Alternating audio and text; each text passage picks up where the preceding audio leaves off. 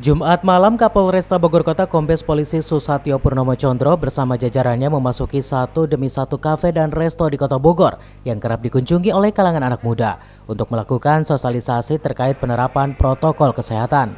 Dalam sosialisasi ini, pihak Polresta juga mengajak kaum muda untuk menjadi duta milenial anti COVID-19 agar dapat mengajak kalangannya untuk selalu mentaati aturan PPKM dengan disiplin menerapkan protokol kesehatan, baik di rumah maupun di tempat-tempat yang biasa dijadikan tempat tongkrongan.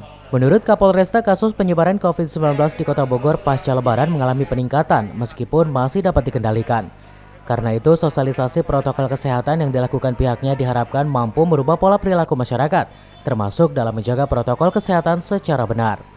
Polresta Bogor Kota memberikan sosialisasi ke tempat-tempat kafe, restoran ya, di wilayah Kota Bogor yang umumnya pengunjungnya adalah para milenial, sehingga kami membawa para duta milenial anti COVID ini memberikan himbauan agar para milenial ini lebih waspada ya, sehingga tidak menjadi perantara atau penyerta daripada COVID-19.